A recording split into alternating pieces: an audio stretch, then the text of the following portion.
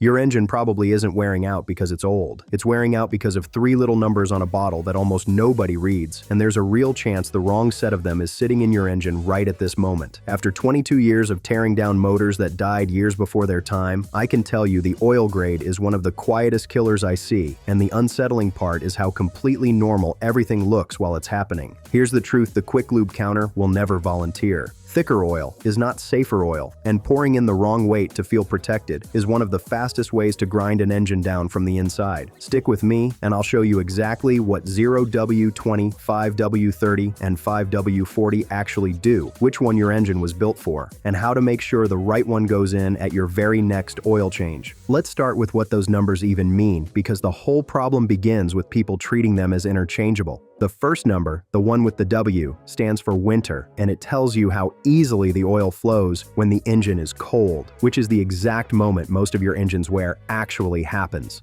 A 0W flows almost instantly on a freezing morning, while a 5W is a touch slower to climb to the top of the engine.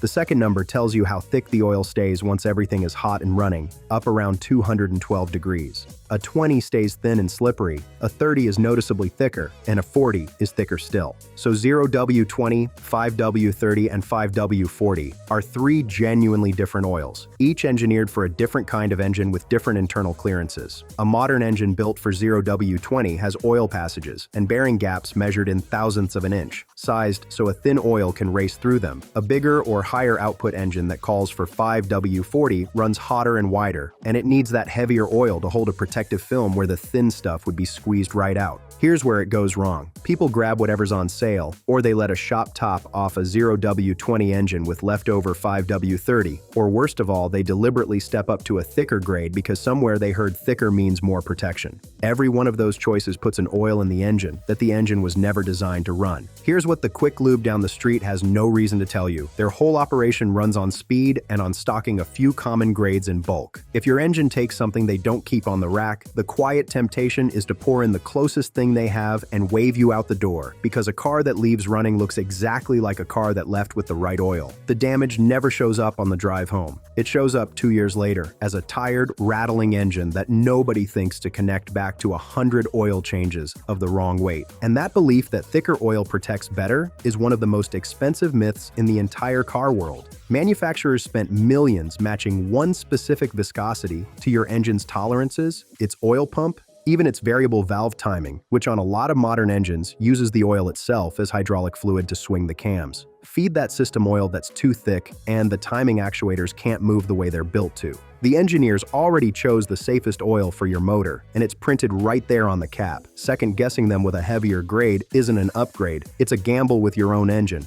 But the theory only matters once you've seen what the wrong oil does to the metal inside, and what I've pulled out of these engines is the kind of thing you don't forget. Pull the valve cover on an engine that ran oil too thin for what it was built to handle, and the story is written right on the camshaft. Under real heat and load, that thin film gets squeezed out from between the moving parts, and when metal finds metal, the cam lobes start to polish, then score, then wear flat. Down in the bottom end, it's worse, because the bearings the crankshaft rides on depend entirely on a wedge of oil thick enough to keep steel from kissing steel. Too thin, and that wedge collapses under load. I've scraped bearings out of those engines that looked chewed, copper showing through, and fine metal glitter settled across the bottom of the pan. Thin oil also slips past the piston rings and valve guides more easily, so it ends up burned off in the combustion chamber. The level quietly drops, the engine runs hotter on less oil than it should have, and that heat thins the oil even further, which only speeds the whole ugly cycle along. Now flip it the other way, which is the mistake most people actually make, and run oil too thick in an engine designed for thin. The danger here lives in the first few seconds after a cold start. Thick oil is sluggish when it's cold, so instead of rushing to the top of the engine the instant you turn the key, it crawls, and the camshaft and valve train spin for a moment with next to nothing protecting them. Do that every cold morning for a few winters, and the top of the engine wears out from the inside while the bottom still looks fine. On top of the wear, that heavier oil makes the pump and the whole engine fight harder for every mile, quietly bleeding away the fuel economy the thin grade was chosen to deliver. And on an engine that leans on oil pressure to control its valve timing, thick oil throws in one more problem. The little actuators that advance and retard the cams can't react cleanly through molasses. So the timing wanders, the engine clatters on startup, and eventually, a warning light glows for trouble that began in a 5-quart jug. None of this announces itself early. It's a slow grind you only hear once the metal is already gone. Let me put a real face on it. A building contractor up in Minneapolis came in with a RAV4 that called for 0W-20 right on the cap. He had a couple of jugs of 5W-40 left over from a diesel truck and figured oil was oil, so for 2 brutal winters, that heavier stuff went into the Toyota at every change. By the time he rolled in, the engine rattled for a solid 3 seconds on every cold start, and the timing was throwing codes, because that thick oil had been crawling to the top end through sub-zero mornings, while the cams ground away with nothing to ride on. The repair to clean up the worn timing components and the damage behind them came to $1,683. Every dollar of it traced straight back to free leftover oil that cost him a fortune. He thought he was being tough on his engine in a good way. He was actually starving it a little more with every turn of the key. Quick reminder while we're here, if this is making you want to walk straight out and check your own oil cap, do me a favor and hit that subscribe button first. It's free, and it's how these breakdowns keep reaching people before their engine pays the price. The good news is that avoiding every bit of this is almost embarrassingly simple, and it costs you nothing more than the wrong oil would have. So here's exactly what to do. And it starts with the cheapest diagnostic tool you own, your own eyes. Pop your hood and read the oil filler cap. On nearly every car built in the last couple of decades, the manufacturer stamped the correct grade right there in raised letters, something like 0W-20 that you've walked past 100 times without a glance. If the cap doesn't show it, your owner's manual lays it out plainly in the maintenance section, often with a chart. That grade is not a suggestion, and it is not a starting point for negotiation. It's the oil the people who designed and tested your engine chose for it, and your entire job is to match it.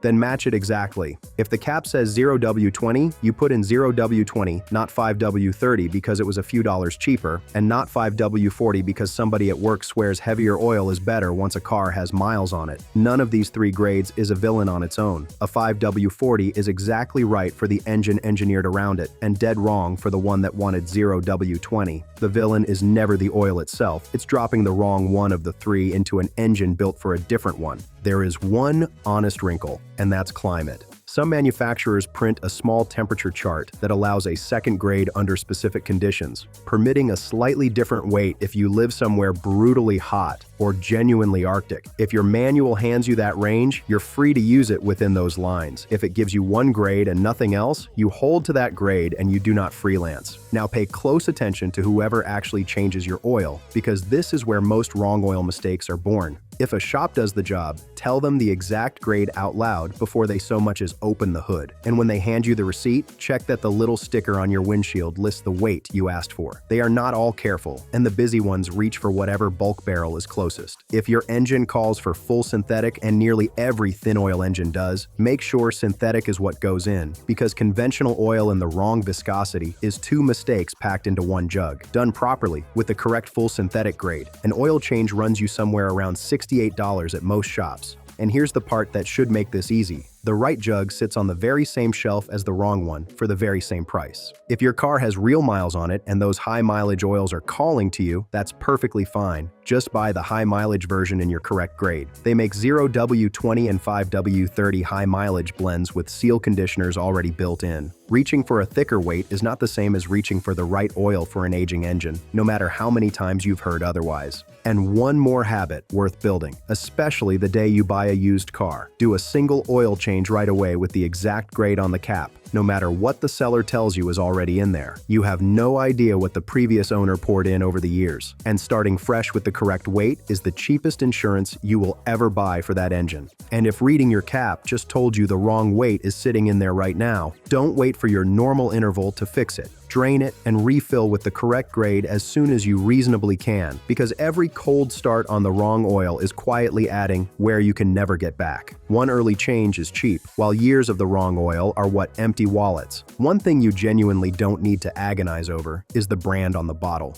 Any major oil that carries your engine's required specification on the back in the correct grade will protect it just fine. The viscosity is the part that has to be right. The logo is just marketing once the grade and the specification both match what your engine asked for. Now let me show you what that one simple habit is actually worth, because the gap between getting it right and getting it wrong is far wider than almost anyone guesses. On one side of the ledger is the cost of doing it right, and it rounds to nothing.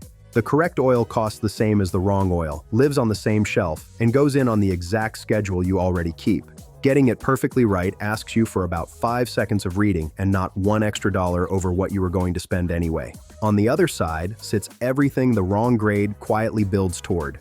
Catch the damage after a couple of years, and you're usually staring at worn timing components and a tired valve train, the kind of job that climbs to around $2,460 once the labor is tallied. Drive through the rattle and the warning light long enough, and that wrong oil keeps grinding until the engine itself is beyond saving, and a replacement with installation lands near $4,750, often dropped into a car worth barely more than the repair. Think for a second about how strange our blind spot here really is. You would never dream of putting diesel in a gas car, and you'd panic the moment you saw the wrong fuel going in. Yet millions of people pour the wrong oil into their engines without a flicker of worry, because the oil still looks like oil and the car still drives away clean. The harm just hides on a longer timeline. So sit with that contrast. The entire difference between an engine that runs clean past 200,000 miles and one that's scrap at half that can come down to whether the few characters in your engine match the few stamped on the cap. There is no other job on your whole car with a payoff this large for effort this small. The wrong oil truly can wreck your engine, and the right oil costs you nothing but the discipline to read before you pour. Here's your recap and your challenge rolled into one. The right oil for your engine is the grade printed on your cap, not the thickest and not the cheapest, just the one that matches, and getting it correct is the highest value 5 seconds you will spend on your car all year. Before you do anything else today, go pop your hood, read that cap, then dig out your last oil change receipt and confirm the two actually agree. If they don't, you already know what your next change needs to be. And if you want to know which other everyday fluids are silently killing engines the exact same way, click the video on the left and I'll see you there. Hit subscribe before you go, because I am nowhere near done pulling the curtain back on this stuff.